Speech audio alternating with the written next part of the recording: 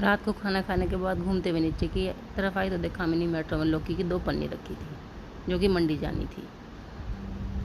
फिर मैं अंदर की तरफ आई तो कोको घूम रही थी। कोको मुझे देखकर सहम गई और एकदम छिप गई चारपाई के नीचे। मैंने कोको को बुलाया पर कोको नहीं आई। थोड़ी देर बाद मेरे बुलाने को वो धीरे से बाहर निकल के आई।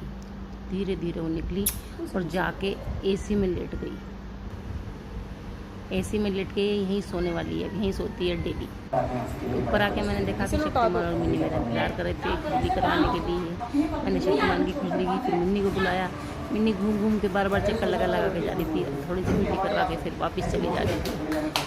कभी मिन्नी कभी शक्तिमान, दोनों ये खुजली करवाने के बड़े शौकीन हैं। बस इन्हें खुजली कराया जाओ, ये खुश रहते हैं। शक्तिमान थोड़ा सीधा है, मिन्नी थोड़ी तेज है थोड़ी। उसके बाद मैं गई किचन में। मैंने भिगोए सुबह के लिए छोले और अंजीर और खजूर, क्योंकि रात को ही करनी पड़ती है सुबह की सब्जी की तैयारी।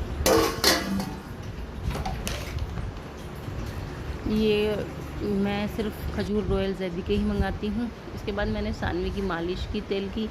ये मैडम चोटी मुझसे ही बनवाती है, क्योंकि इन्हें चोटी बनानी अभी नहीं आती। चोटी के चक्कर में अपने बाल कटवाने के लिए तैयार है। रोज़ जिद करती है मेरे बाल कटवाओ, मेरे बाल कटवाओ, क्योंकि हम नहीं कटवाते। उसके बाद मिन्नी भी अपनी मालिश और चोटी का इंतजार कर रही थी। कभी मेरी मालिश होगी और फिर मेरी भी चोटी बनेगी। उसके बाद मैं किचन में गई और वहाँ से लेकर आई बच्चों के लिए दूध, जिसे देखकर सानवी ने मुँह बनाया कि मैं तो खजूर के साथ दूध नहीं पीऊँगी, क्योंकि मैं बच्चों को चीनी कम देती हूँ। खैर ज़बरदस्ती मैंने उसे दूध पिलाया।